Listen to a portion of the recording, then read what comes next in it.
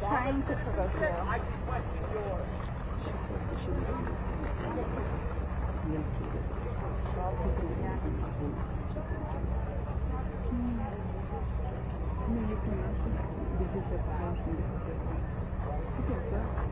There was some moms of soldiers who were babies. It's horrible. Some that's not.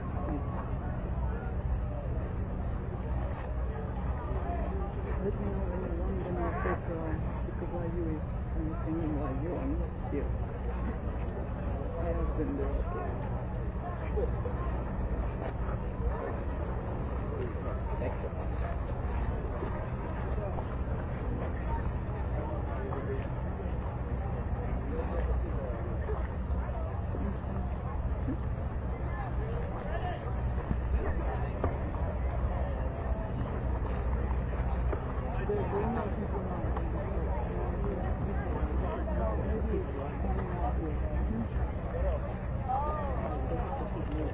Yeah.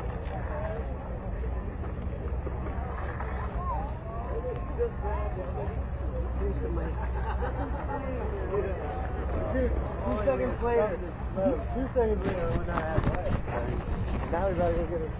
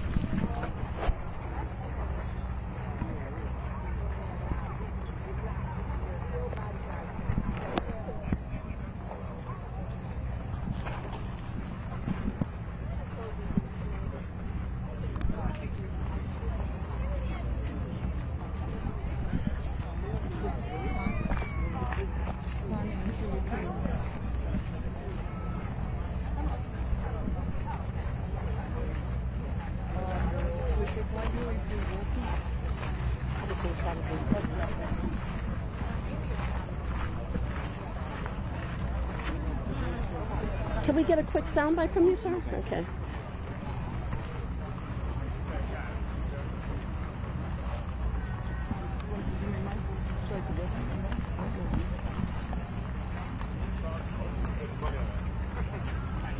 Excuse me, can we have a quick word with you? Okay. Sure. Who are you with? Reuters. Okay. Yeah, we're going live. We just wanted to know why it was important for you to come down here today. It was important because this is a display of Army power, essentially. And we actually marched with Code Pink because we were about peace, and we want to spread the message about stopping the wars and using this money to actually fund something that's more beneficial for the average public. Healthcare, housing. Right now there's a lot of turmoil going on in the world, and we're funding a lot of it. We're sending a lot of these weapons to countries that are essentially participating in a genocide and are basically instigating wars everywhere, and that needs to stop. So there's more than one side to this parade and festival today. Absolutely, yeah. We think that the money here, not only on the money spent on this equipment, which is literally billions of dollars every year, but the money that's going to be spent on the parade for the king for his birthday can be much better spent locally and nationally. Thank you. Can you give me your name, sir? Yeah, my name is Gotham, like the city. Last name? Mehra, M-E-H-R-A. And where are you from? I'm from Northern Virginia. Okay. Thank you so much. Absolutely. Appreciate it. Yep. Thank you. Are you busy? Okay, thank you. Sir, do you have time for a quick interview? Well, I'm getting ready to have an interview with George Washington and the other interviewer. Oh, well, but we can come back. Okay, after you talk to Thomas Jefferson, can you come back? No, that's actually George Washington. Okay. Okay, the Jefferson thing. Yeah, okay, yeah, that's Thank funny. You. That's Thank funny. you. So, do you have time for a quick interview? Oh, yeah, why not? Kia Johnson for Reuters. Sorry? For Reuters. Okay. We are just talking to people out here, wanting to know why you came out today, why it was important for you to come out. Yeah, of course, it's really excited to know that it's the 25th birthday of Army. My father was a veteran, so I do respect all the people who sacrifice their life for the freedom what you're enjoying right now, and especially for the America, it's built on top of the Word of God. As we heard, Jesus is our Savior, Jesus Christ. So I'm wearing this to show that respect to the country, America. Yeah, so God bless America, okay? And yeah. Where are you from originally? I'm from India. Yeah, down south from Kerala. Yeah. And you live here, you're a citizen here? No, not citizen. Okay. Yeah. I'm living in Maryland. Okay. So, yeah. And so what do you think about this, the festivities, the amount of money, and some of the controversies that we're seeing today? Oh, all the time the controversies will follow. So, but you need to focus on the good thing, what is happening around you. This is what I'm thinking about. Okay. Yeah. Thank you. Can you tell me your name, sir? Justin James. Justin James. Yeah. Thank you so much. Appreciate your time. Yeah. God Thank bless you. Yeah. God bless Thanks you for too. talking to me.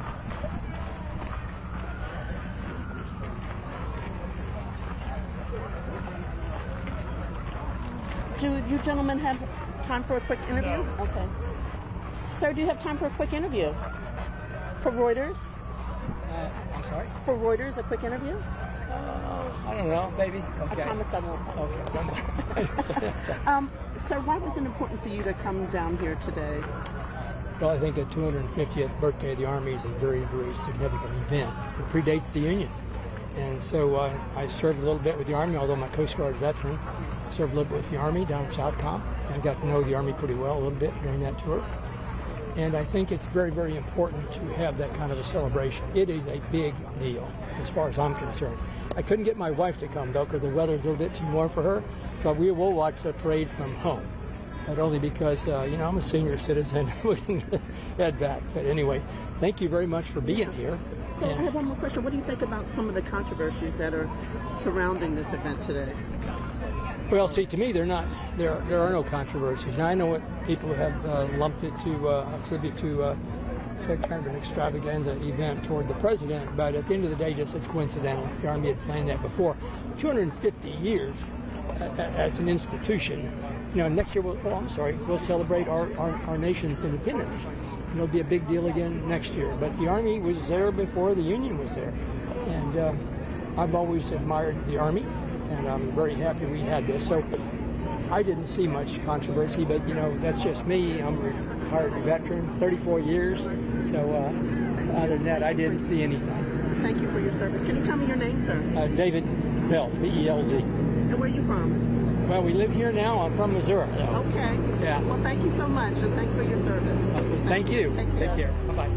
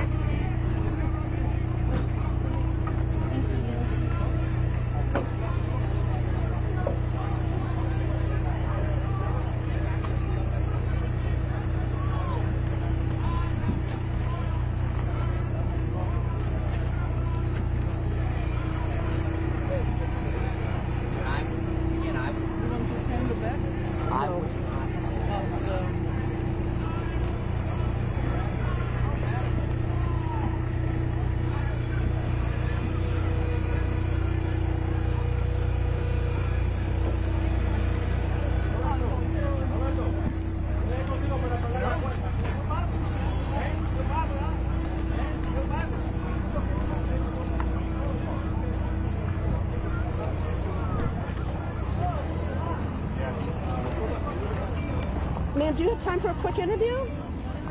Reuters? Thank you. I haven't spoken to any women. I need a women's perspective. And you have a pretty red outfit on today. Thank you. Can you tell me why it was important for you to come down today and take part? Take part in the festivities? I'll tell you that when I married my husband, I found out that he had strong military roots. And I wanted to come down here and celebrate the Army with my two sons. One's 20 and one's 10, so I thought that would be a great time we took advantage of coming and visiting the different museums and had, fun with what Washington had in store for us. So we're proud to be here. And where did you travel from? Gulfport, Mississippi. Wow. Okay. So, there was, a lot of excitement and a lot of controversy around this event. What are your thoughts on all of that? Well, my thoughts are, I'm proud to be here for the Army's celebration. And I realize that there is a lot of controversy going on in the world right now, along within our country. And, some of us just have to look back on things and realize what's important to us. And, for me, it's celebrating with my children. I'm not here to bicker and complain or anything like that. I'm just proud to be here to enjoy ourselves. Thank you so much. Do you mind telling me your name? My name is Tiffany Pollard. Pollard. Yes, ma'am. Thank you so much, Tiffany. Appreciate your time. Take care. Enjoy Washington. Good. Do you guys have time for a quick interview? No?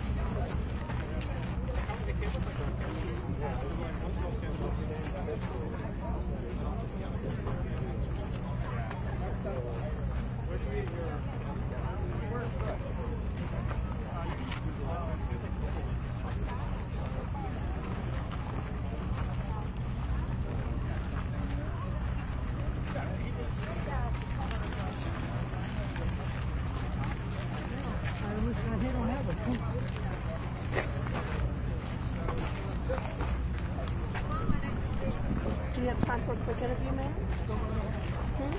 Who are you with? Reuters? Yep. Okay. Sandra, we have another interview. Okay, can I have you right here? Thank you. I couldn't wear my shirt inside. They told me I had to cover it. Really? Yeah, so I covered it. America Dies in Darkness. America Dies in They Darkness. made you cover that up. I couldn't go in. Okay, and I just tried to have a discussion with someone saying I would prefer our Surgeon General wasn't an influencer. I would like to see the doctor. There's no talking. And I'm not slow. I'm not any of that. But I worry for my children and my grandchildren. I thought that here would be a way to meet people that are in a better mood. I don't need for sure. but that's not what I found, and it worries me. So you drove from the Eastern Shore to try to voice some of your concerns? Not to anyone in general, just to interact to see if this hate is really as embedded as it seems to be. I came all the way up from outside Ocean City, Maryland, way down. And I really thought that there'd be somewhat of an ability to discuss. The military's fine, but if you sit on a bench and you have water and you try to say something, just little things, like are you concerned about the inflation, are you concerned about Medicaid? And boy, they go off. And it's hard to insult me because I used to be a railroad yardmaster for 32 years, and you can paint my name on a wall and it doesn't insult me, but I'm going home today disgusted. Take care. Can you tell me your name, please? My name is Paula Gray, Gray.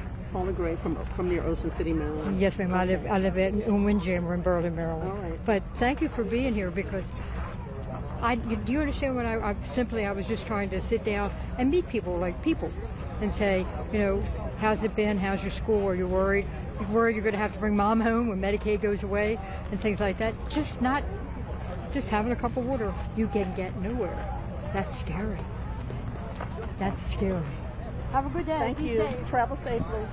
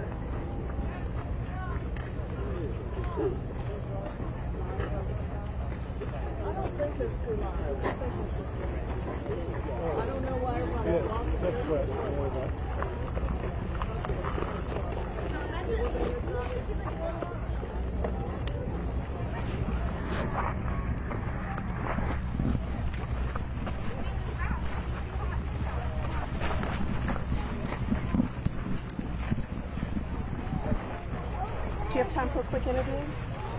Depending. Reuters? Sure. Sure, thank you. What's up? Thank you. Hi. Tell me why you came down today. I was in the Army for... Hold on. She's focusing. That's cool. Okay, now we're ready. I was in the Army for 3 years, so I'm really here to see the military. I love it. It was my life for 3 years. I devoted my life for it. It's amazing. Came here to support. Where were you stationed? Fort Sill, Oklahoma. So you served proudly. I did. I served proudly, and I wish I could take my career, but I couldn't. But I'm just here to support the Army. They helped me throughout my life, so I'm here to support them. So what are your thoughts on, there's a lot of, good vibes, and then there's a lot of controversy. What are your thoughts on all of that? I think today just has to be a military celebration today. Put politics aside. We're just here to celebrate the military. Forget politics. It's just here. I'm here to support the military. Don't care about anyone's political view. I'm just here to have a good time and celebrate the Army. That's what people need to look at. A lot of people are here political. That's not what today's for. It's here to celebrate the military. Thank you. Of course. Can you tell me your name? Ethan Gordon. And where are you from? Maryland. Maryland. Yes, Okay. ma'am. Thank you, Ethan. Of course. Appreciate you. Thank you. Am I going to be on the news? Shit, let me know when. This is on Reuters. So you just put your name and see where it Google my name, it's going to pop up. I made the news.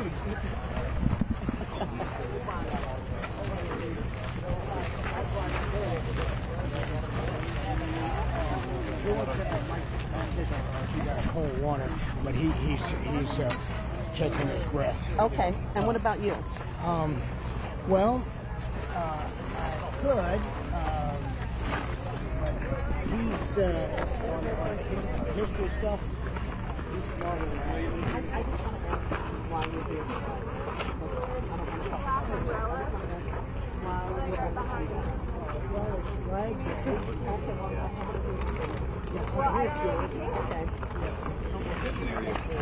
It looks like you had some water.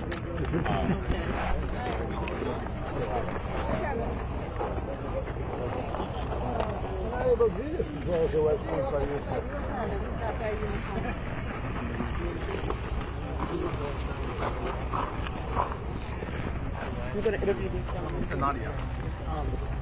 Okay, right here. He's coming back? Yeah, he's going to get a little shade right now because the Secret Service said you can't wait over there in the shade because that's their area to check baggage for All right, sir, contraband. can you tell me why you're here today? I'm here. It's a couple of things. It's Flag Day and the history of our country. Every country has or should have some kind of flag, and it's a representation of, what, them or part of or a good portion of their history. I mean, might have some Egyptian flags that go back several thousand years. So everybody's got to have something to represent them, what they stand for or what they believe in. And also, it just so happens to be President Trump's birthday. He's getting a little older now, but he's still pretty sharp. He hasn't faded out like Joe. So also coming up to events like this, I know that what do we got, about 50,000 people here or more. I get to have camaraderie with those I agree with, or even if I don't quite agree with them, or they don't quite agree with me, but that's their freedom and my freedom being enacted. So I don't get in anybody's case because they believe in something. I might comment on it to help them educate themselves about something. Exchange of ideas. Yeah, exchange of ideas, and I always make sure that I have my facts straight. That way I look better in the end because I had my facts straight. Because my old man, who was Can you tell me your name, sir? Well, I'm known as Uncle John because I have over 100 nieces and nephews. Okay. That's What's your last name? Wallmeyer. John Wallmeyer. And where are you from, sir? I'm from Hanover County, Virginia. Oh, okay. Home of Patrick Henry. Okay. All right. I even went to Patrick Henry High School. Okay. Well, I appreciate your time and your insight. And thank you for coming out. Yes, I wouldn't have missed it, even though it's a real hot, muggy day. You got to step up to the plate because that's what's expected. And God bless you. Thank you very much. Thank you. God bless America. God bless America.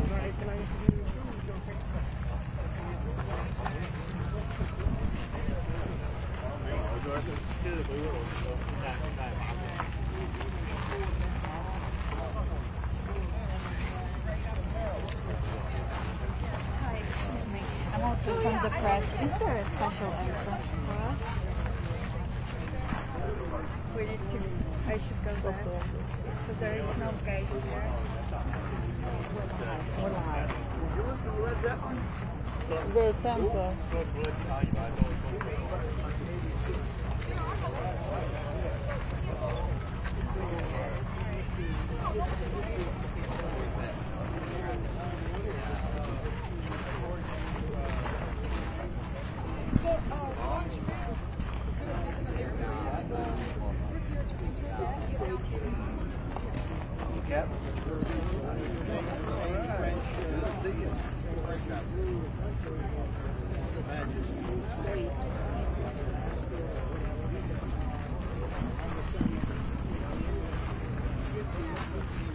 You have time for a quick interview?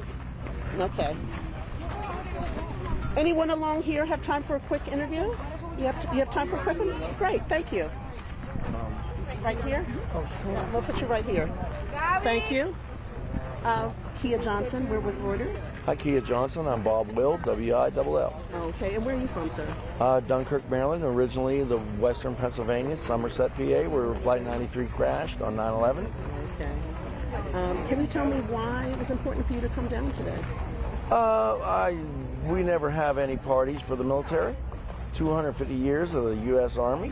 Why not? I wanted to see what they got going on and see the Golden Knights and see some aircraft and see what everybody thinks and just have a good time. You know, there's a lot of positive vibes here today, and there's a lot of controversy.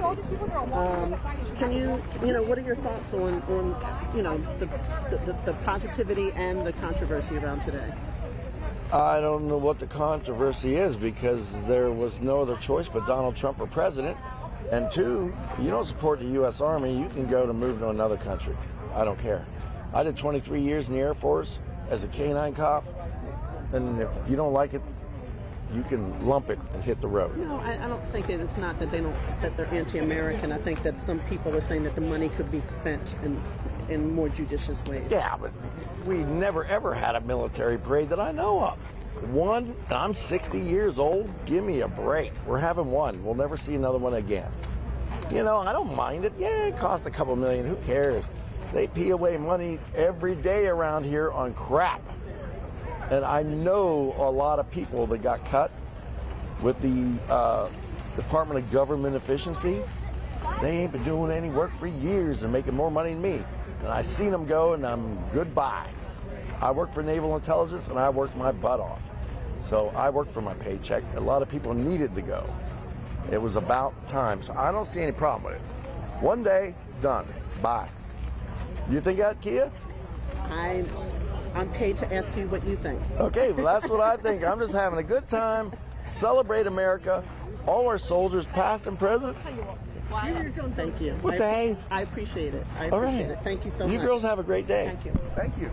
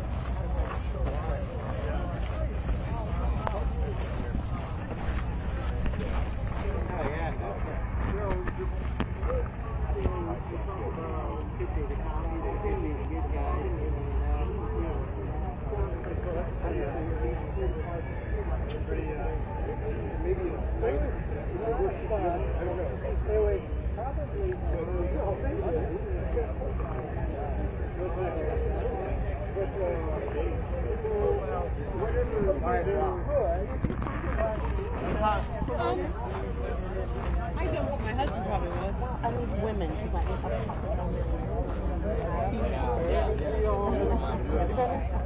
I'm a government employee. Is that okay? Sure. Thank you. Thank you. For Reuters. Hold up. Reuters. Yeah. I wanted to ask you why it was important for you to come down today. My son just signed on the dotted line with the Army yesterday to enlist. How does that make you feel? Proud, scared, but I know that he's going to get great training, and I know that he's going to come out like a responsible adult, and we're really looking forward to him growing up that way.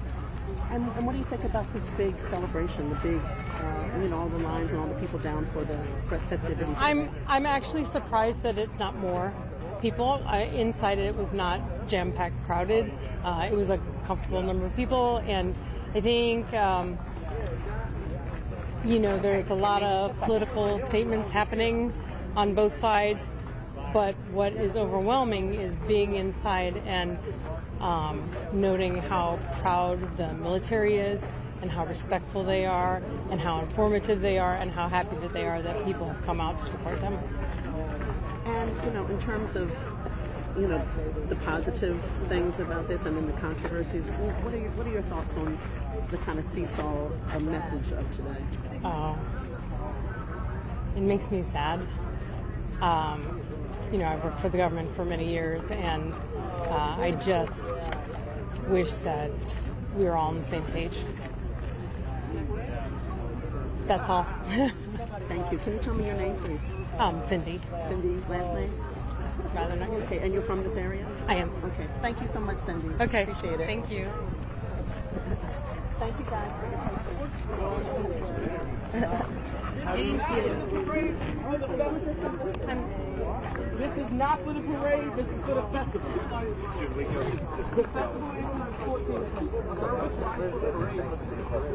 Yeah, we love you. We love the work that you do. Keep it up.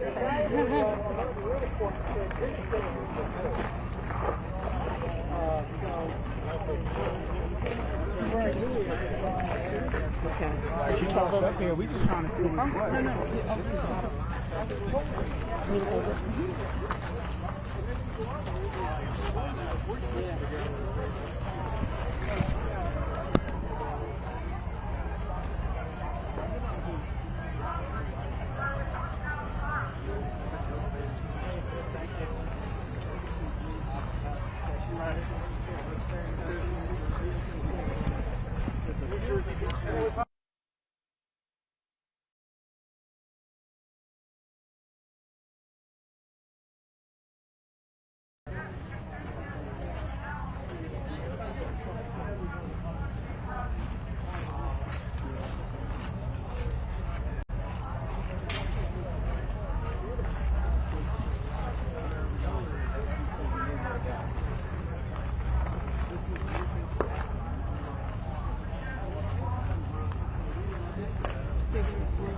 Put another way.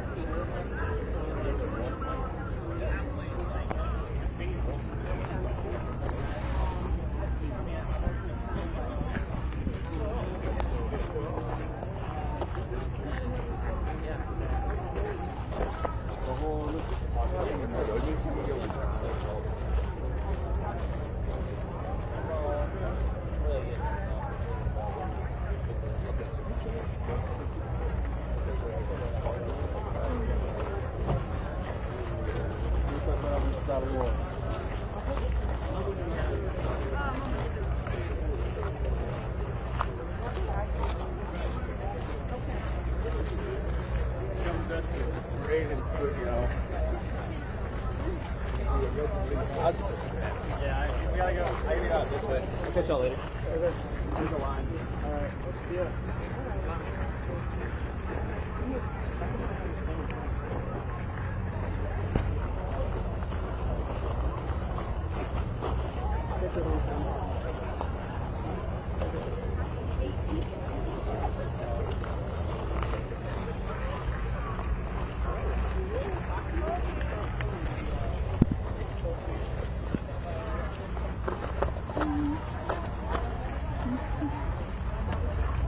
He's gonna go do the.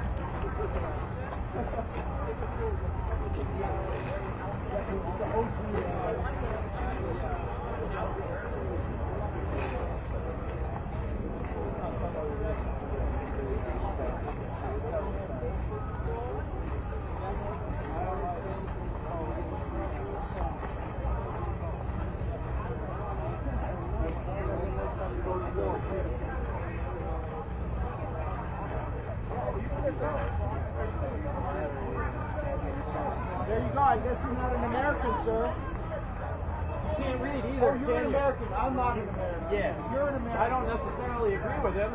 No, but he's right. I didn't say he's right. But this is your sort of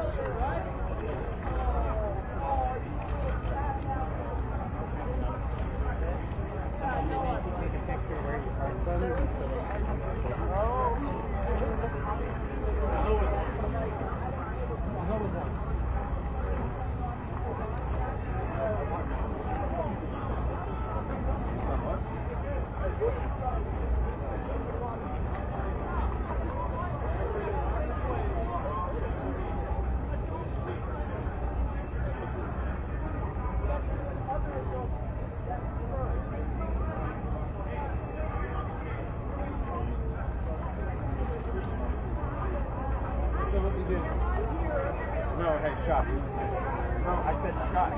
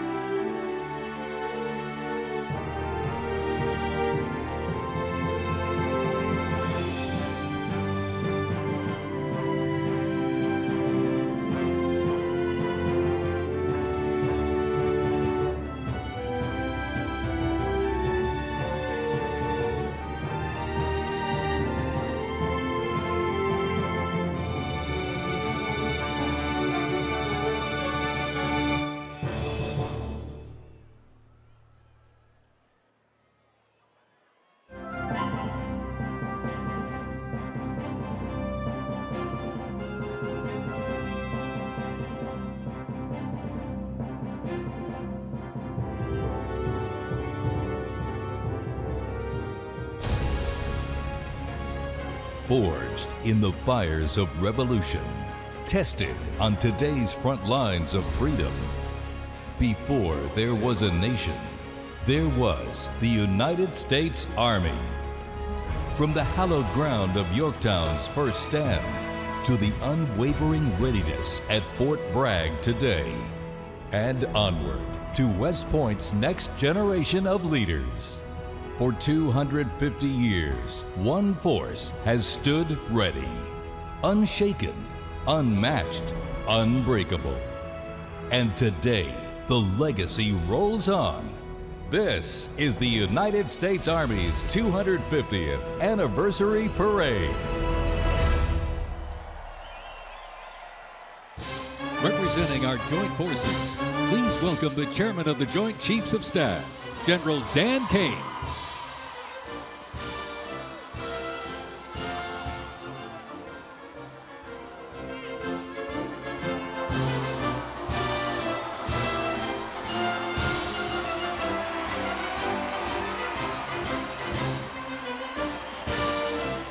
Joining us, the Secretary of the Army. Please welcome the Honorable Daniel P. Driscoll.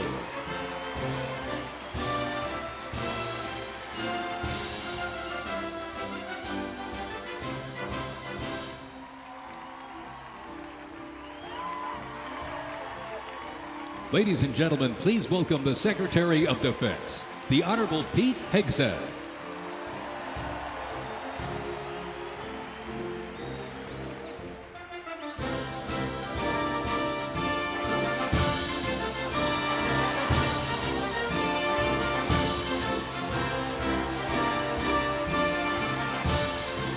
Ladies and gentlemen, the Vice President of the United States, J.D. Vance, accompanied by the Second Lady of the United States, Usha Vance, and their 3 children.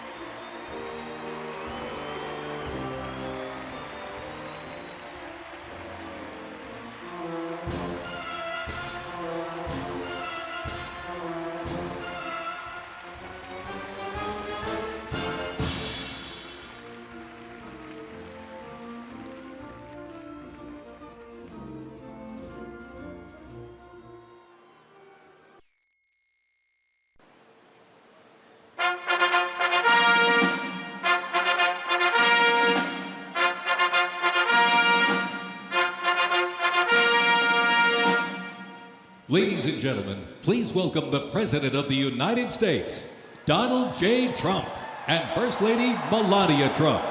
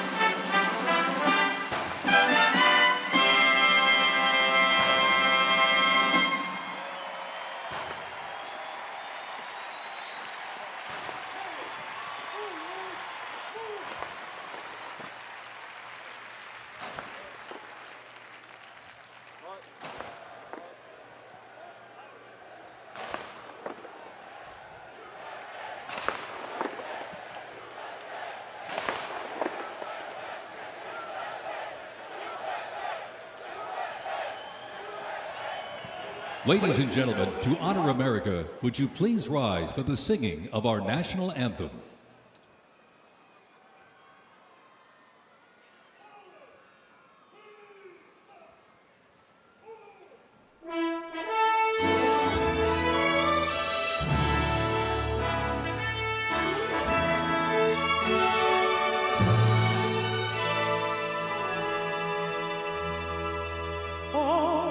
Say, can you see by the dawn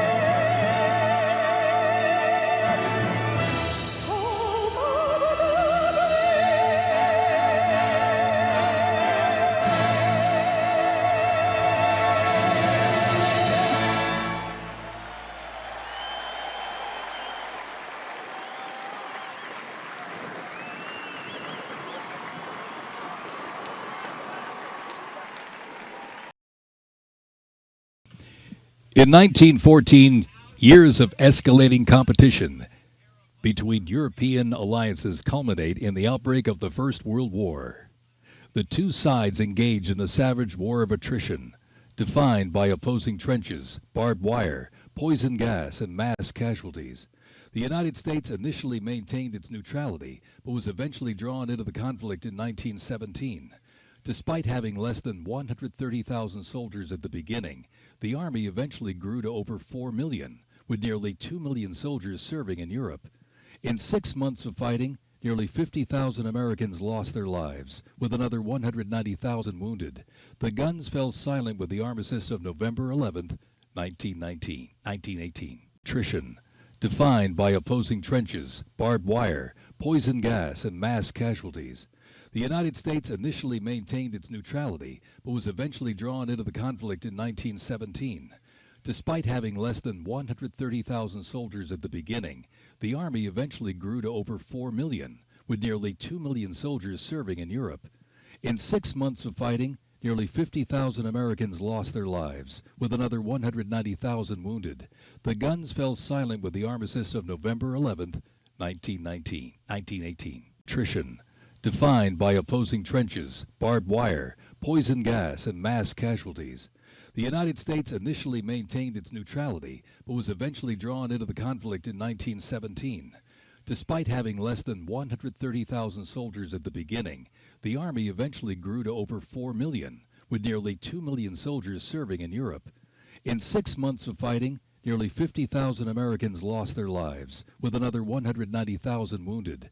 The guns fell silent with the armistice of November 11, 1918. Attrition, defined by opposing trenches, barbed wire, poison gas, and mass casualties. The United States initially maintained its neutrality, but was eventually drawn into the conflict in 1917.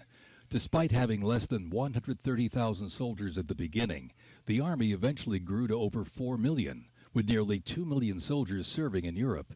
In 6 months of fighting, nearly 50,000 Americans lost their lives, with another 190,000 wounded.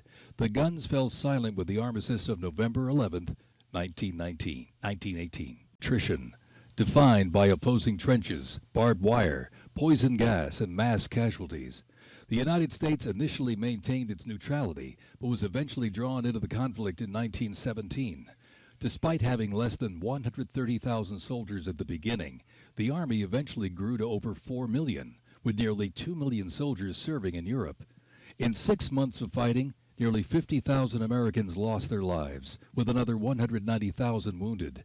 The guns fell silent with the armistice of November 11, 19. You'll notice the unit is wearing replica World War I uniforms signifying the soldiers who served our nation during this time. When the Americans entered the Great War, our soldiers under the command of General Blackjack Pershing hit the trenches in the new standard. It was the olive drab winter service uniform. Now on their heads you'll see a steel helmet with sand-textured paint built to deflect deadly shrapnel from above. Not bulletproof, but battle tough. Nicknamed the Pershing boot, on their feet was the M918, 1918 French boot. It was designed to survive the brutal grind of trench warfare. And on their backs, the field pack, rations, ammo, first aid, and a gas mask. Everything a doughboy needed to fight and to win.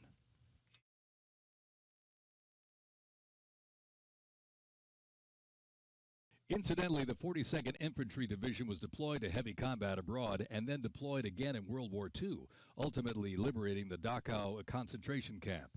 The 42nd responded to the terrorist attacks on 9/11.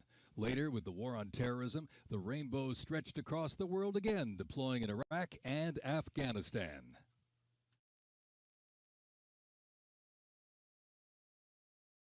Thundering into view, the pride of Fort Sill, the U.S. Army Artillery Half Section. This is literally powered by horsepower and heritage. This elite ceremonial unit honors the legacy of the Army's horse-drawn artillery.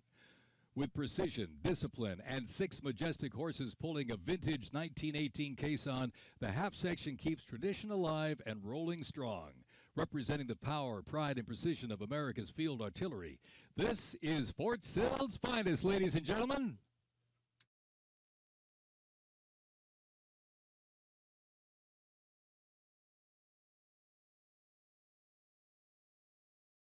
Special thanks to our sponsor, Form Energy.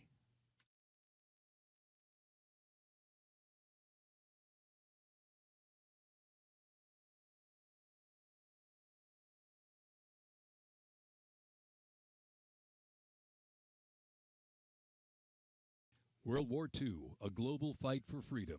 In history's darkest hour, the United States Army was on the front lines. From the beaches of Normandy to the islands of the Pacific, the greatest generation faced down tyranny and turned the tide.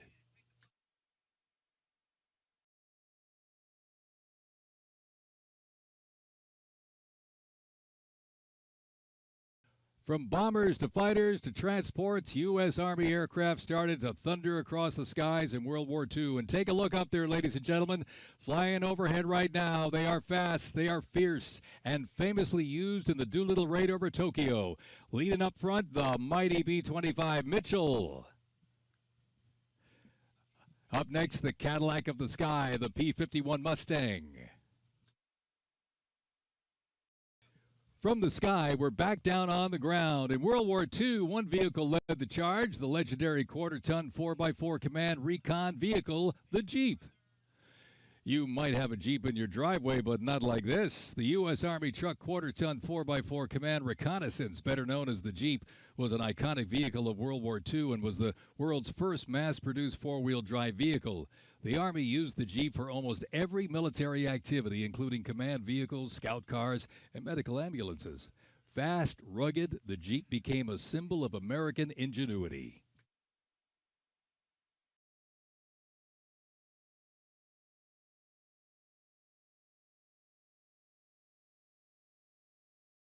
From Fort Bragg, North Carolina, this is the 82nd Airborne Ceremonial Band. The 82nd received the nickname All-Americans after a contest as it represented the diverse origins of its members from every state.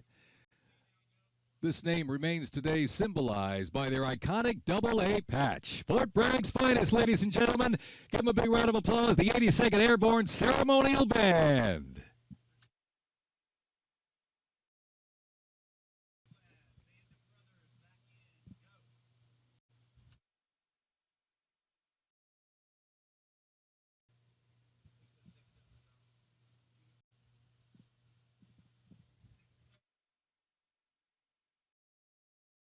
In a global fight like World War II, the U.S. Army knew our troops needed more than courage. They needed innovation. Uniforms evolved for every environment, but olive drab remained the mark of the American soldier. Shaped by lessons from the trenches of World War I, the Army introduced two battlefield essentials: the M1 helmet, tough, stable, and built to protect under fire, and the M1 Garand rifle, powerful and fast. It gave American troops a very clear edge. General George S. Patton called the M1 rifle the greatest battle implement ever designed, and history proved him right.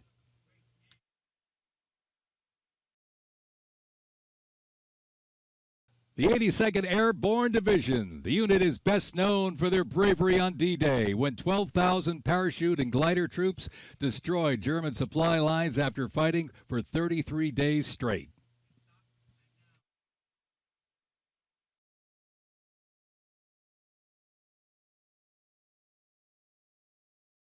The 101st Airborne Division, based out of Fort Campbell, Kentucky, traces its lineage back to 1918 when it first established as the 101st Division. Known for their ability to rapidly deploy across the world, the unit has held a crucial role in operations since its inception. From parachuting behind enemy lines on D-Day to leading helicopter assaults in Vietnam, the 101st redefined modern warfare. In the 50s, the Screaming Eagles stood tall at home, protecting the Little Rock Nine during the fight for civil rights. In recent decades, they've been sent across the world with stints as far as the Middle East, where they took part in Operation Desert Storm and participated extensively in the war on terrorism in Iraq and Afghanistan. The Screaming Eagles continue to lead the way as tomorrow's division in today's Army.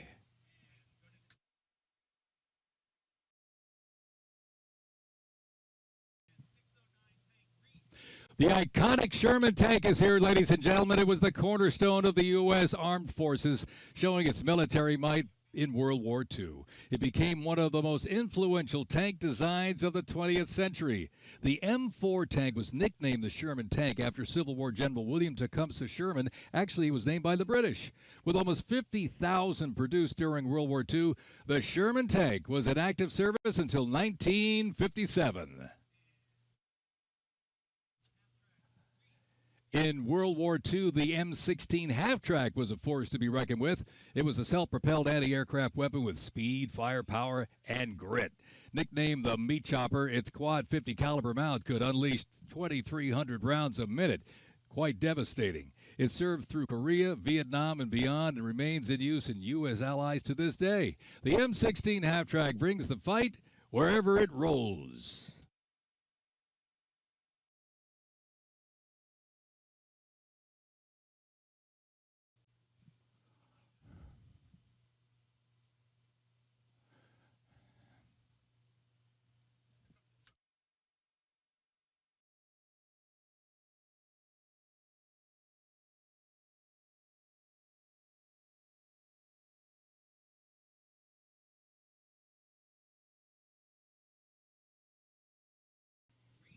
The U.S. Army Transportation Corps motto states, "Nothing happens until something moves." That was never more true than with this. Look at this, the 2.5-ton Chevrolet Deuce and a Half. It can move up to 10,000 pounds of cargo and was the backbone of the Red Ball Express that kept the Allies supplied after D-Day in World War II.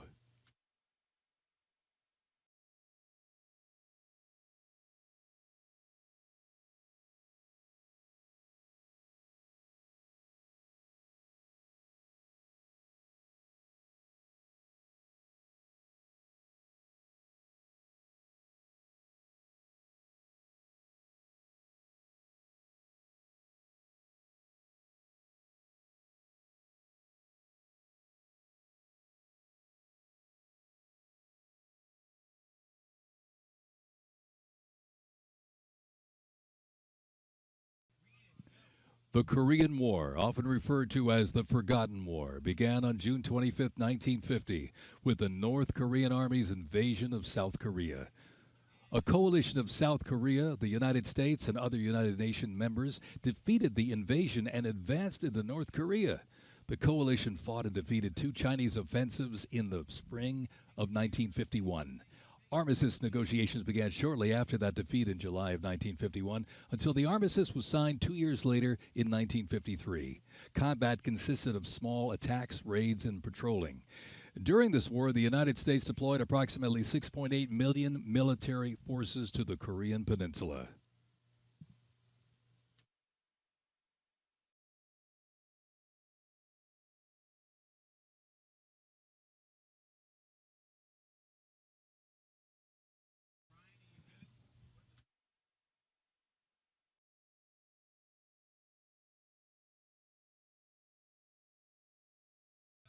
Special thanks to our sponsor, Coinbase.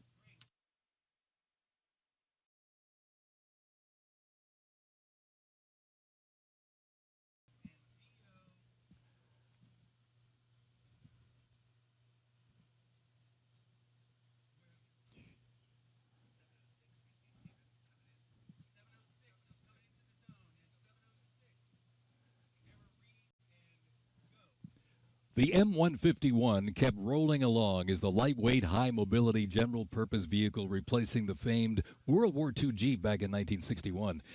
Officially named the Military Utility Tactical Truck, or MUT, most servicemen generally referred to it as a Jeep. The vehicle spanned more than 40 years in 4 manufacturers and were everywhere that the Army was deployed.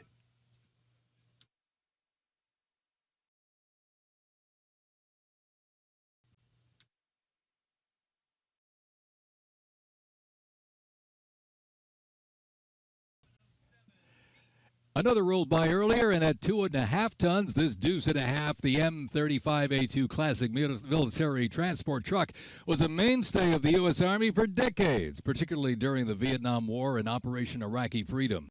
The Deuce and a Half proved its value moving cargo, supplies, and soldiers. Its capabilities include up to 5,000 pounds off-road and 10,000 pounds on-road, making it ideal for moving just about anything. In the jungles of Vietnam, the U.S. Army faced a new kind of war.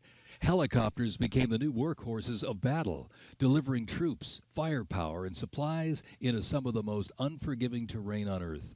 This is the U.S. Army in Vietnam, the era of air mobility, fierce firefights, and unwavering brotherhood.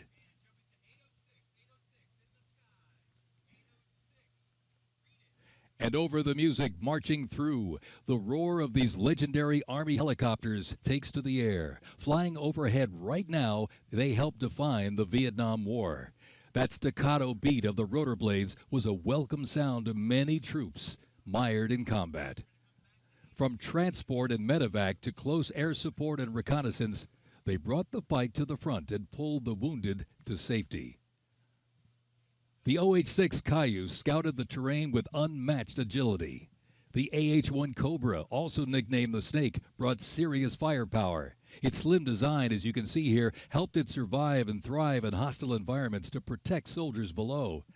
And the icon of the era, the UH-1 Huey, the first turbine-powered helicopter in service with the U.S. military. There was nothing the Huey couldn't do.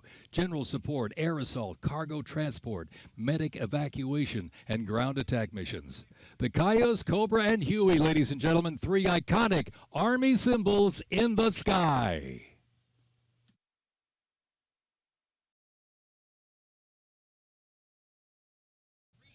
The 1st Cavalry Division Band, based out of Fort Cavazos, Texas, has played a vital role in U.S. military history. Since its origins back in 1855 as the band of the 2nd Cavalry, it has supported operations from the Civil War to Desert Storm. Over time, it's evolved into a powerful force, using music to strengthen bonds between soldiers and engage with communities.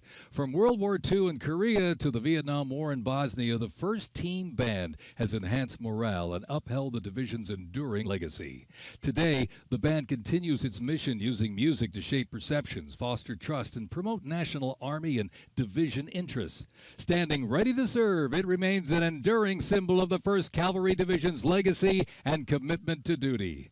The band performs Hit the Leather and Ride, a march composed by Captain Robert Meredith Wilson. This piece reflects the cavalry's transition from horses to mechanized warfare, capturing the speed, the resilience, and the tradition of the division. From Fort Cavazos, Texas, everybody, the 1st Cavalry Division Band.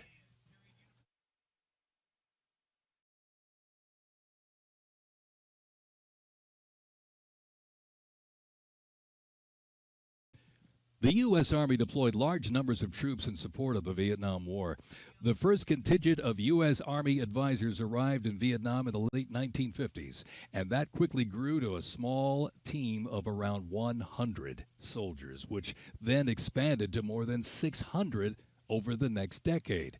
As the war intensified, troops' numbers quickly grew as the war between the South Vietnamese government and the communist insurgents supported by North Vietnam intensified. By January 1969, more than 364,200 soldiers organized around 7 divisions and 20 separate combat brigades. The United States began withdrawing its forces in July of 1969, and the last Army combat unit left South Vietnam in August of '71. The last U.S. combat soldier came home March 1973, while a small number of non-combat personnel remained until April 1975.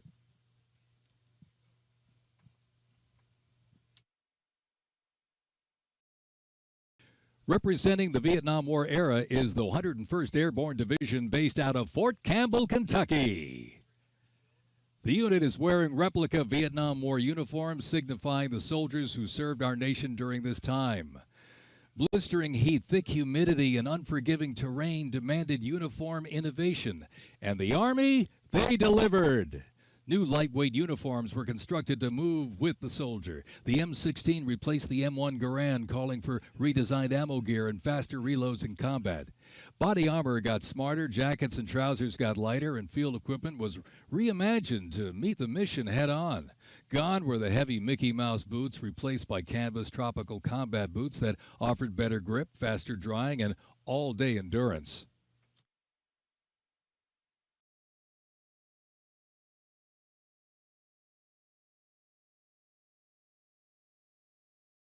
Special thanks to our sponsor, Oracle.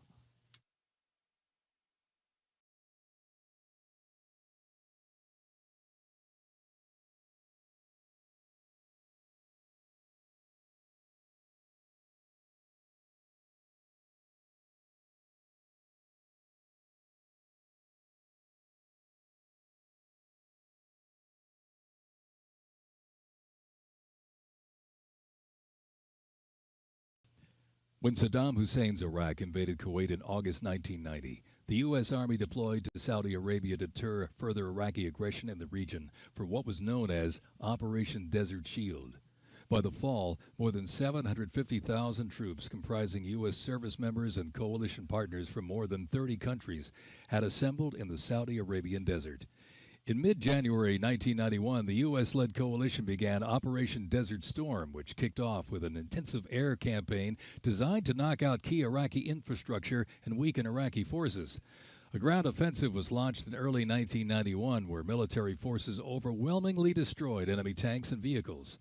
After only 100 hours of ground combat, coalition troops liberated Kuwait, and the Gulf War ended with Iraq's surrender.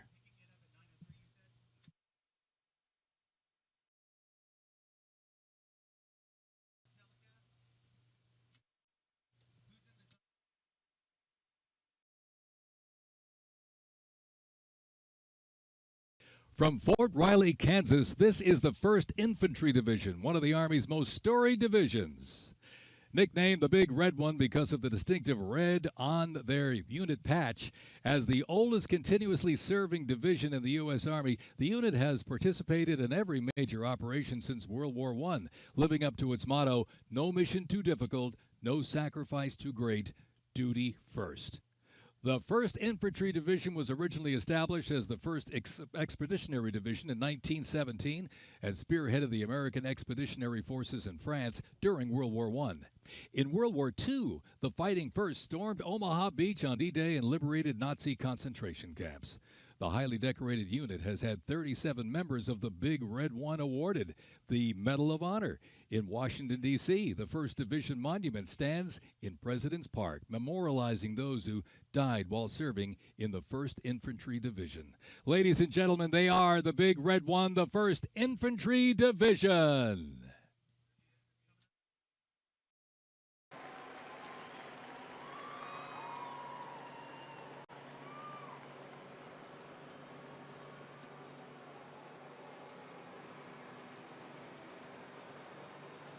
More military rolling stock. During Operation Desert Storm, the M2 Bradley fighting vehicle proved its value on the battlefield. It is fast, it is tough, and it is lethal. Named for General Omar Bradley, a leader from West Point's famed class of 1916, the Bradley was built to carry troops into combat with protection and power. Armed with a 25mm chain-driven cannon and twin tube-launched optically tacked wire-guided missiles, it played a critical role in clearing the way during the ground assault into Iraq. While the Paladin looks and sounds like a tank, it is technically a self-propelled howitzer and was first introduced back in the 1960s. Over the years, it's been upgraded to perform in versatile battlefields from Vietnam to the Soviet Union to Iraq.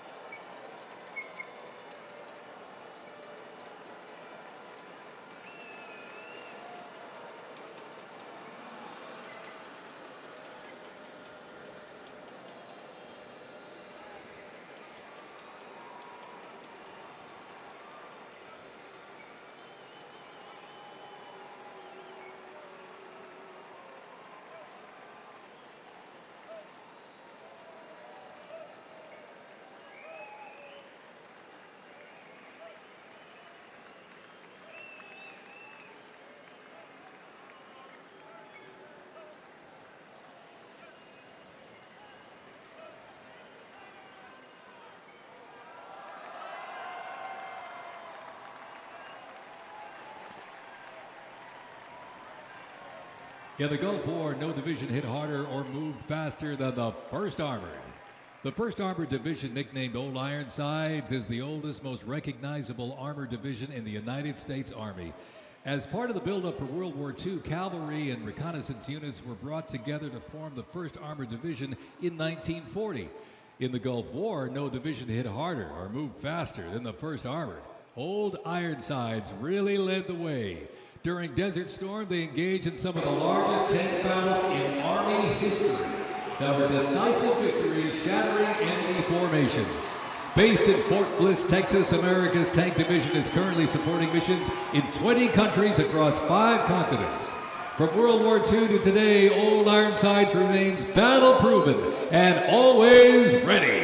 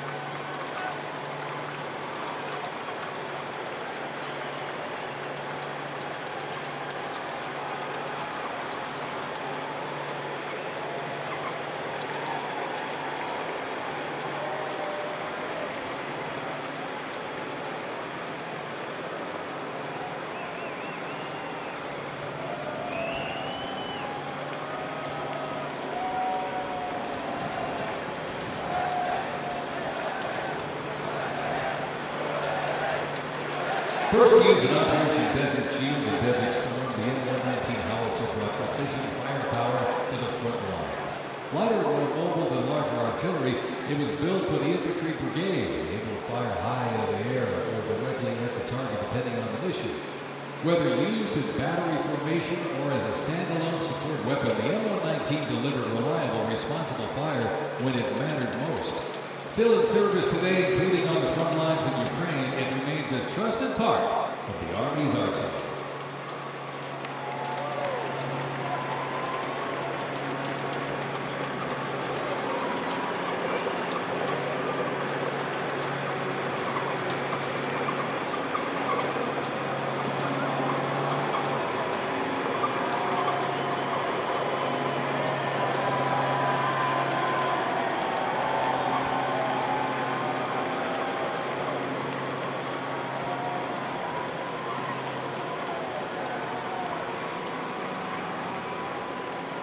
Special thanks to our sponsor, UFC.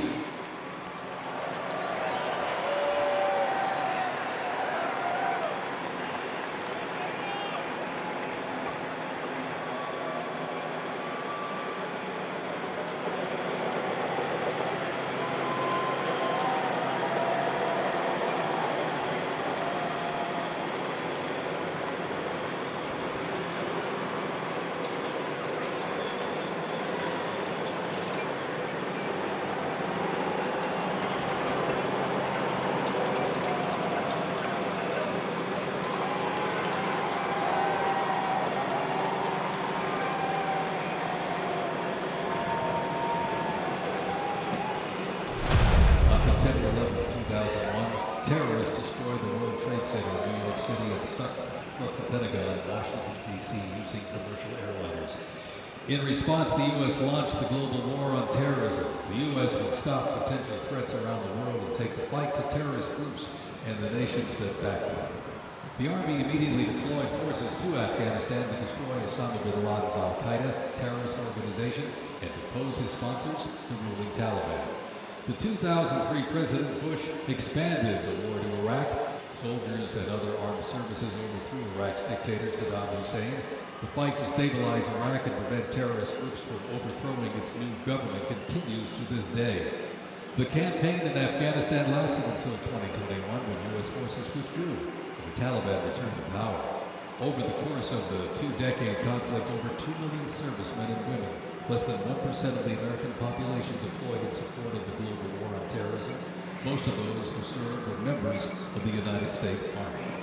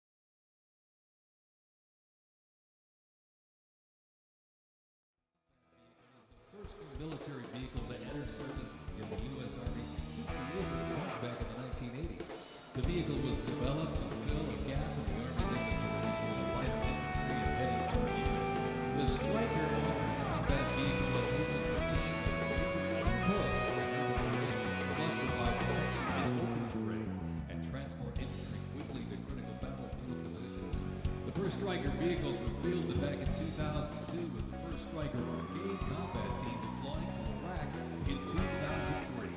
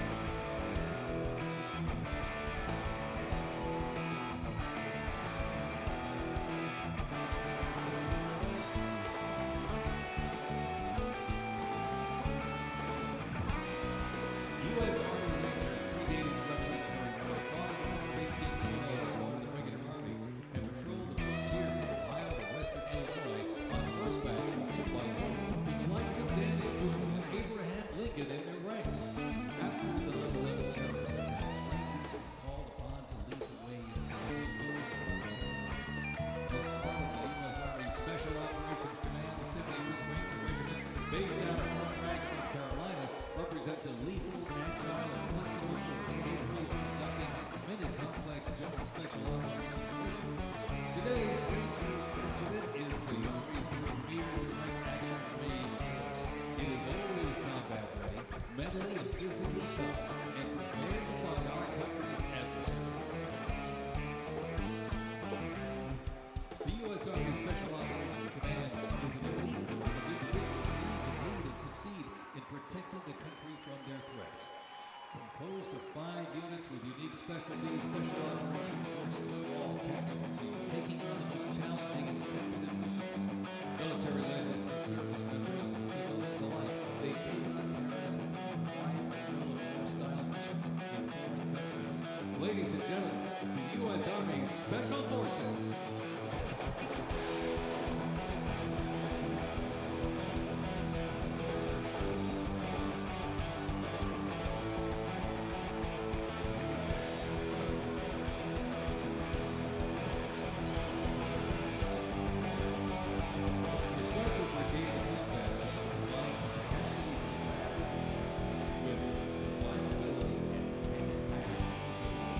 Adaptability continues transformation of our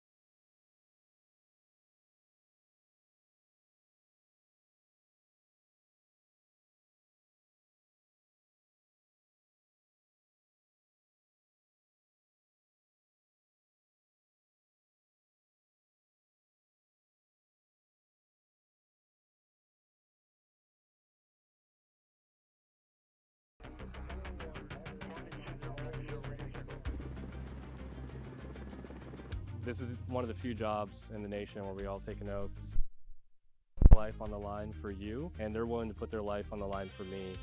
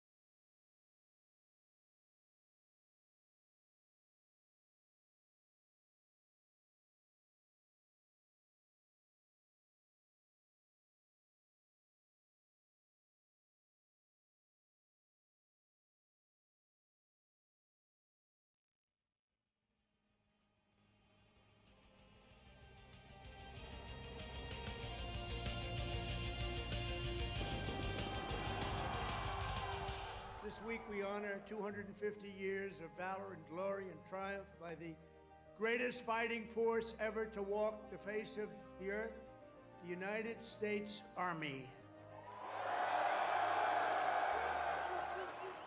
For 2.5 centuries, our soldiers have marched into the raging fires of battle and obliterated America's enemies. I love the Army. It is a great place to set yourself up for success, to prepare yourself for the future. God bless you, God bless our soldiers, and God bless the U.S. Army.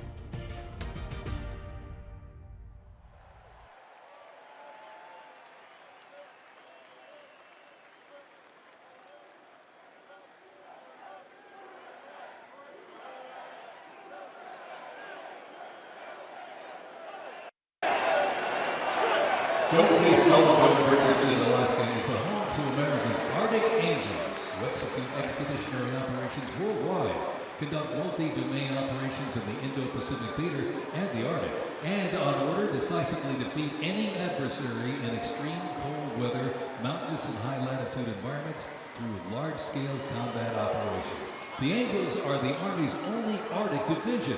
Masters of Arctic warfare, the 11th serves worldwide in all climates. Established in November of 1942, the Angels of the 11th Airborne Division led the way in the Philippines during World War II and spearheaded an amphibious invasion of Luzon and distinguished themselves during the liberation of Manila. After periods spent inactive and stationed in Germany from 1963 to 65, the division operated as the 11th Air Assault Division with the mission of testing and refining the Army's helicopter-centric air mobility doctrine. Activated once again in June of 2022, they remain dedicated to defending America's interests throughout the Arctic, in Alaska, and beyond. The 11th Airborne Division, America's Arctic Angels.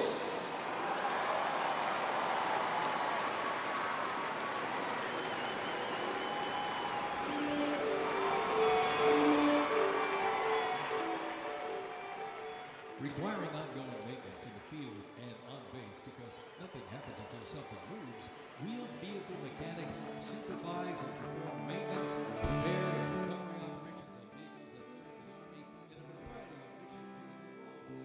Included in the array of mobile artillery such as Paladins and the Abrams tank is the Joint Light Tactical Vehicle known as the JLTV. It's highly adaptable, providing protected and sustained mobility for personnel and vehicles. The JLTV is known for its off-road capability while providing armor against small arms and improvised explosive devices. The JLTV, right there.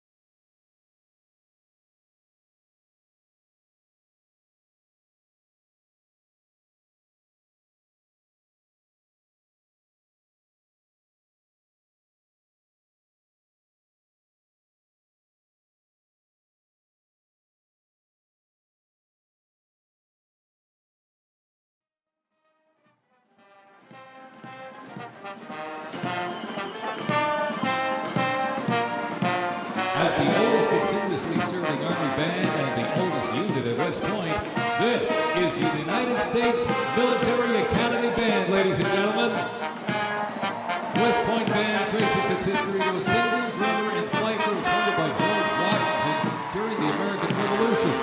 Over the next 2 centuries, this band evolved into one of the most capable and versatile performing groups in the world.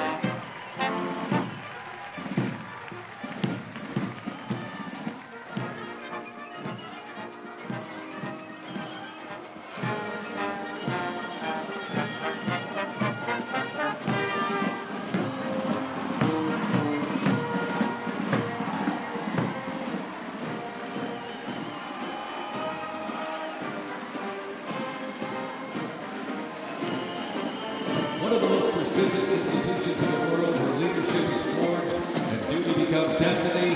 This is West Point, where Army leaders are made. With the motto of duty, honor, and country, West Point trains the best and fighters to serve their country as Army officers. Founded in 1802 by President Thomas Jefferson, West Point is the home of the long gray line, a legacy of courage and excellence that includes 77 Medal of Honor recipients, 2 U.S. presidents, Brandon Eisenhower, and numerous generals, including John J. Pershing, Douglas MacArthur, and Lawrence Schwarzkopf.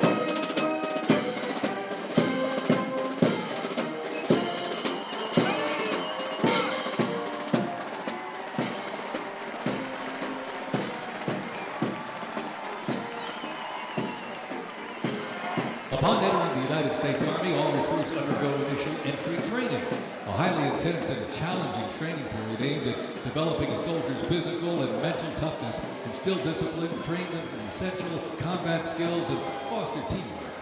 IET transforms civilians into soldiers based on the 7 core Army values: loyalty, duty, respect, selfless service, honor, integrity, and personal courage.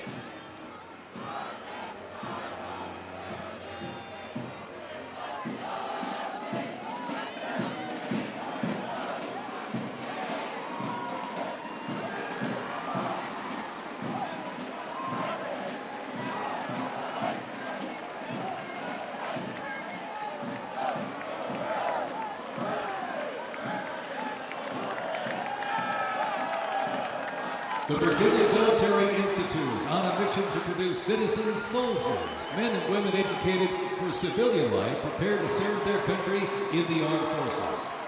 VMI counts on Nobel Prize winner, 11 Rhodes Scholars, generals, 7 Medal of Honor recipients, and a Pulitzer Prize winner among its graduates. As one of the nation's senior military colleges, students at Virginia Military Institute can participate in Army ROTC or the Corps of Cadets. While cadets in the Corps can serve in any branch of the United States military or pursue other careers, those in Army ROTC earn their commission as officers, ready to serve on active duty in the National Guard or Army Reserve. Each year, the Army Senior ROTC Blue Ridge Battalion commissions approximately 130 second lieutenants, ensuring that excellence in leadership continues in generations to come.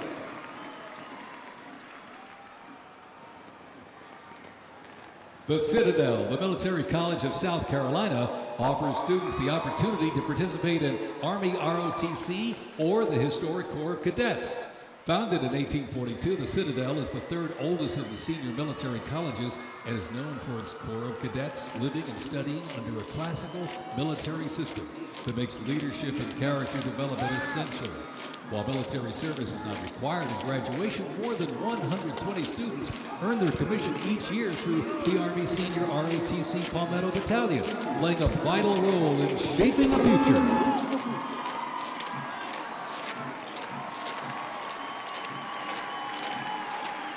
As one of the nation's senior military colleges, Texas A&M University is home to both Army ROTC and the renowned Corps of Cadets.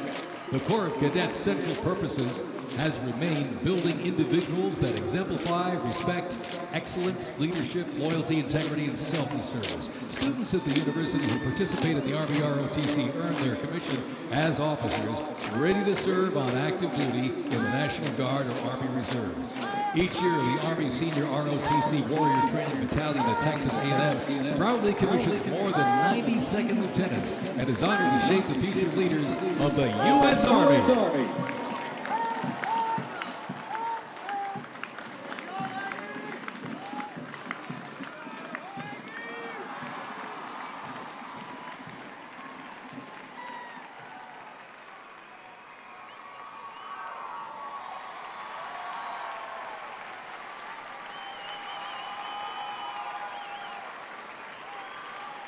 In a powerful display of commitment, these future soldiers will raise their right hand and take an oath of enlistment, pledging to serve our nation.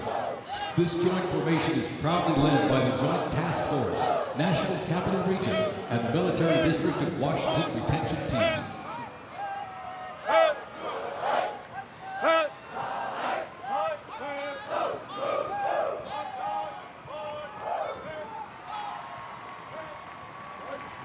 Shaping tomorrow's Army, West Point's most inspiring cadets remind us that America's future is courageous and in capable hands.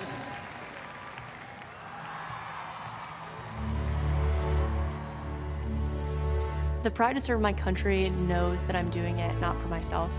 Every day I put on the uniform, not just representing Caroline Robinson. I'm representing my company here at the Academy. I'm representing West Point. I'm representing the United States Army, and ultimately, I'm representing the United States of America.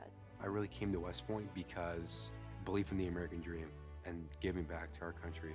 You're a part of something that is much bigger than yourself. You're a part of a tradition of excellence and a legacy that's connected not only to the Academy, but to the American Army. I'm surrounded by people who want to make themselves better and serve our country. Excellence is their baseline, and that to me is what it means to be a West Point cadet. From the earliest days of our nation, this supreme tradition of American military service has been passed down from soldier to soldier and generation to generation, and it's a beautiful thing to watch. My brother preceded me here, and originally I didn't really know what West Point was until he came. But when I saw the mission that they were committed to, of upholding the principles of American democracy and protecting the Constitution, I knew it was somewhere I had to be. Every time that we lived outside of the United States, I always developed this sense of gratitude and pride of being an American, and I wanted to give back to my country what it gave to me. And it wasn't until I zipped up the blouse and I put the belt on for the first time that I realized that I was going to be serving my country, and it felt right. West Point was the place that I needed to be, and more importantly, the Army was where I wanted to be. I just looked to the left and right over basic training and realized that we all had the same American patch on our shoulders, that we're all fighting for the same thing. I mean, there was no better feeling in the world knowing that every single person around you is committed and willing to die for that mission. You came for excellence, you came for duty, you came to serve your country, and you came to show yourselves that you are among the smartest, toughest, strongest, most lethal warriors ever to walk on this planet. What excites me the most about my future in the Army is the opportunity that I'm going to have to give back to the American soldiers that I'm going to be leading. Because ultimately, they don't get to choose. And to me, it's that burden of responsibility to be the best leader. And as a young officer, that's going to be exactly what I get to do. I was the cadet basic.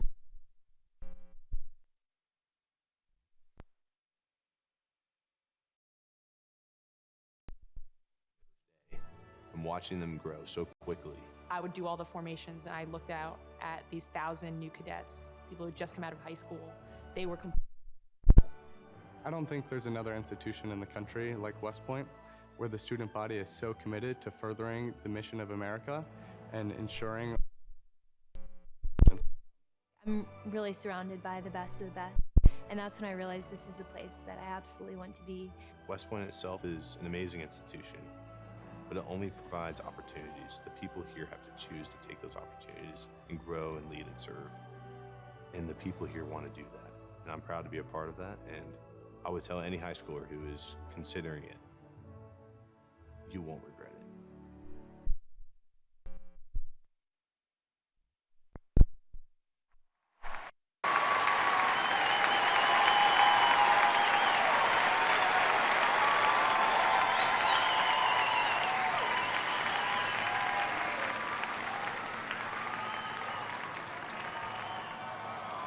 Left.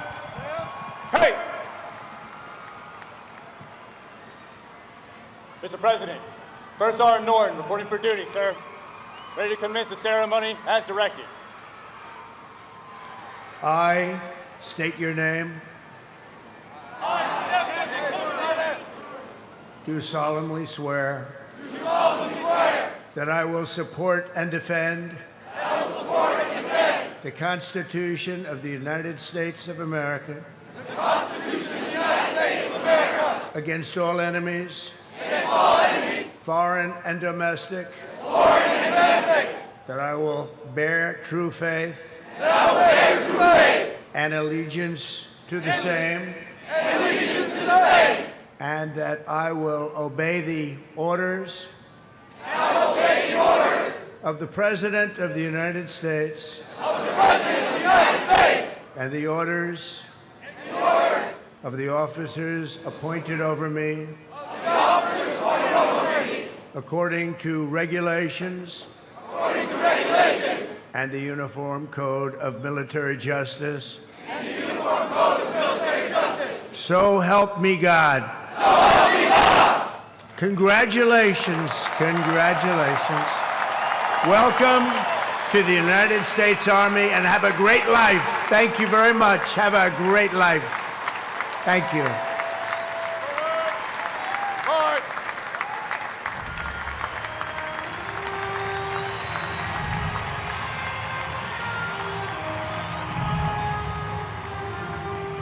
Traveled from distant towns and across state lines to be here today. This is your national capital. Welcome to Washington, D.C. We are thrilled to have you.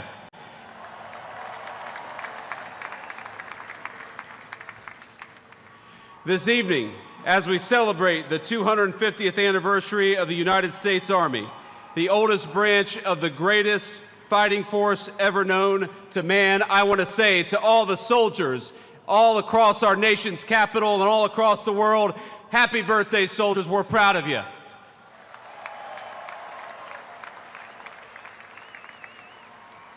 And I want to say you represent an unbroken line of greatness, of excellence. And one of the things the President of the United States has told his entire administration, from the Vice President on down, is that we must remember that the young men and women who put on the uniform and serve this nation are our most precious resource. We must honor them, we must respect them, we must fight for them, and that's exactly what the Trump administration aims to do every single day.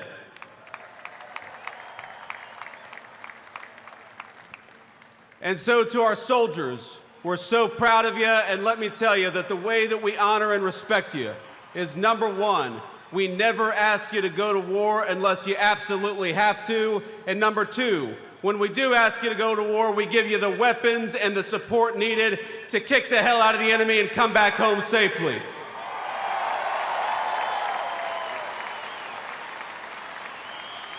Now, I know I am the last thing standing between the main event, and that is a dangerous place to be with a lot of soldiers in the audience. So let me just say a couple of quick additional thoughts. First of all, June the 14th is, of course, the birthday of the Army. It is, of course, the birthday of the President of the United States, and happy birthday, Mr. President. But I would get in trouble if I didn't mention that it's also my wedding anniversary. And so to my lovely wife, I love you, honey, happy anniversary, and thank you for everything that you do for our country. So without further ado, it is my pleasure to introduce the 45th and 47th Commander-in-Chief of the United States military, President Donald J. Trump.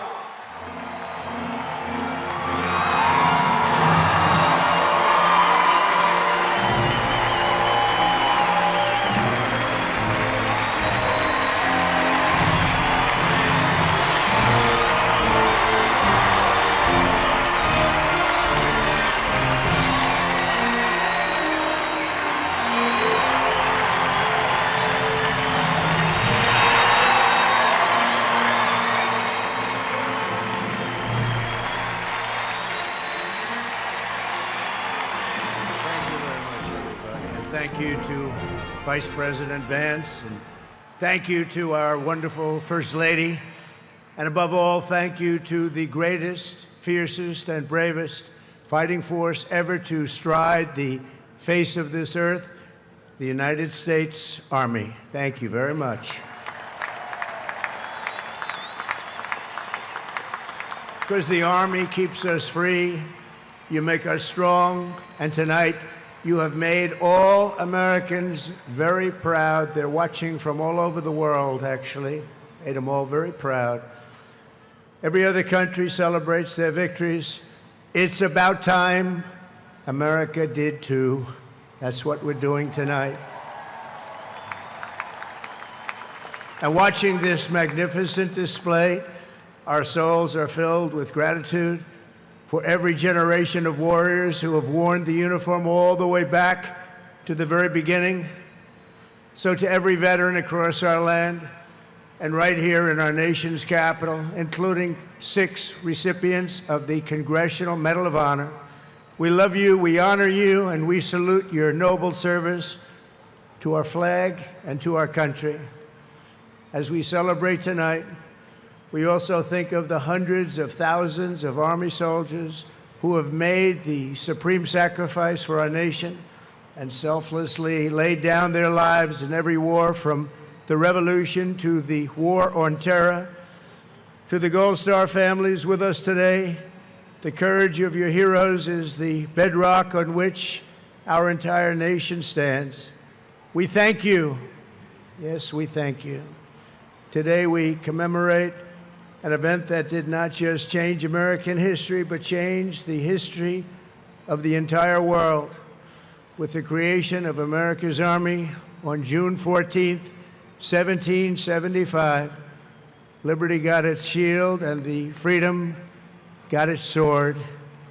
Those first Army patriots in the American Revolution fought against a fearsome enemy and impossible odds, but they were armed with a righteous cause. They were led by an indomitable commander, a truly great man, General George Washington, and they were united by an eternal creed. Their motto was victory or death.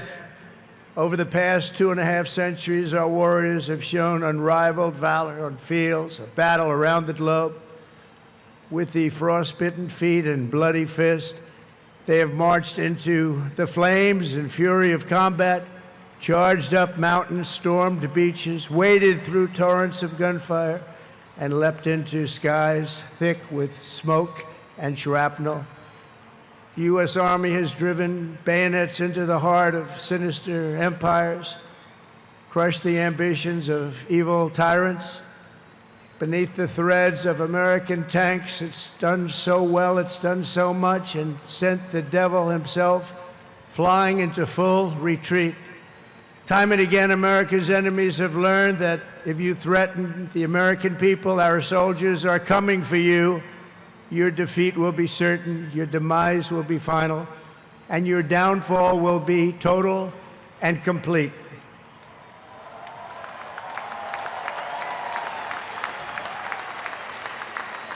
Because our soldiers never give up, never surrender, and never, ever quit. They fight, fight, fight, and they win, win, win.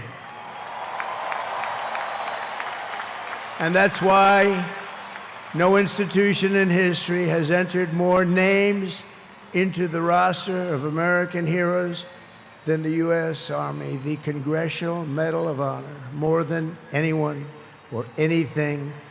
There was Mad Anthony Wayne, asked by George Washington to lead a daring midnight raid up the cliffs of Stony Point with unloaded muskets and only their bayonets to fight the redcoats. Mad Anthony replied, "Issue the order, sir, and I will storm into hell for you." Then there was the Civil War general, John Corse, shot in the face in combat.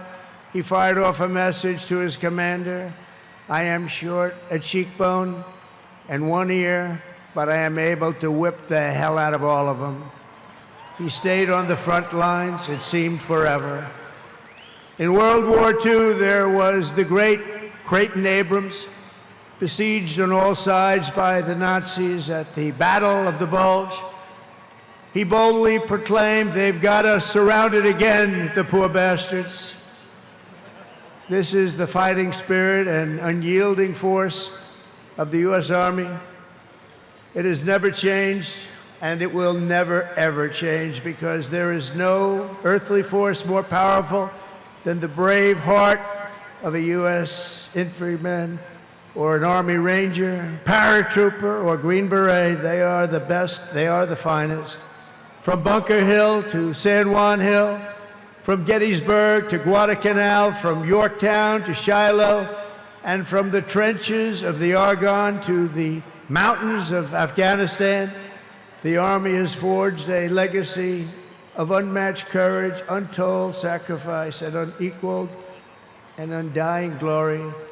Our soldiers have poured out their blood by the bucketful on Missionary Ridge and Heartbreak Ridge, on the sands of Sicily, Normandy, and the Philippines, and on the dusty streets of Da Nang, Baghdad, and Fallujah. Thanks to their extraordinary service and devotion, 250 years later, America stands tall, America stands proud, and America stands free. We're the hottest country in the world right now, and our country will soon be greater and stronger than ever before. Down through history, we've been blessed beyond words by this valiant legion of Army warriors and patriots, heroes and legends. And tonight we affirm with unwavering certainty that in the years ahead and in every generation hence, whenever duty calls and whatever danger comes, the American soldier will be there.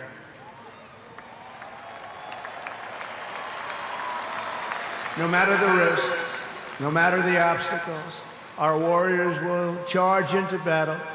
They will plunge into the crucible of fire, and they will seize the crown of victory, because the United States of America will always have the grace of Almighty God and the iron will of the United States Army. Congratulations to everybody. We love our country. We've never done better.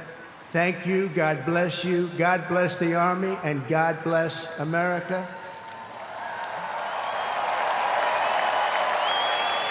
And now I'd like to ask our great First Lady to join me at the podium. Thank you very much, everybody.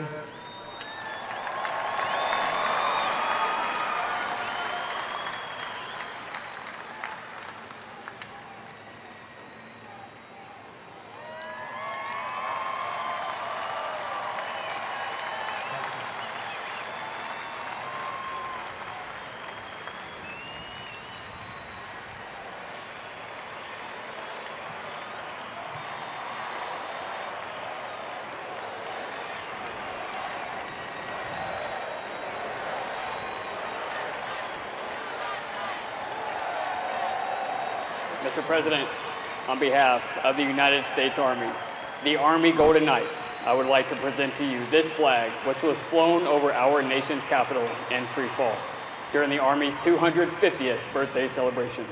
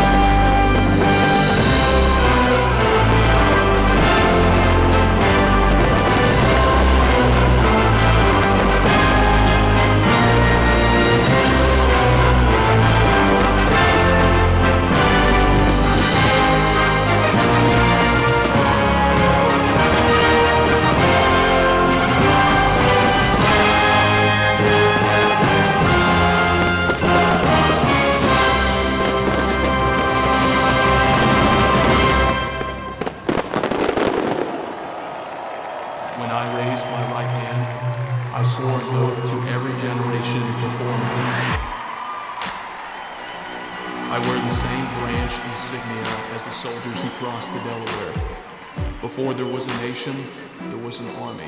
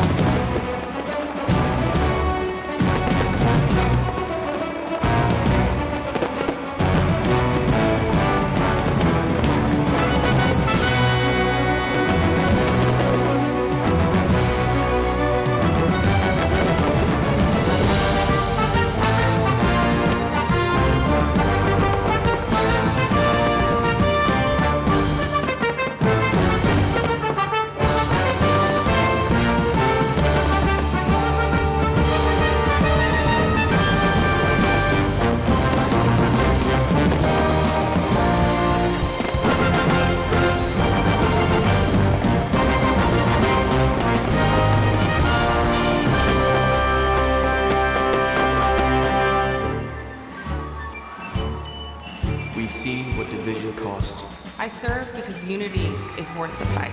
I carry that legacy forward every time I put on this uniform.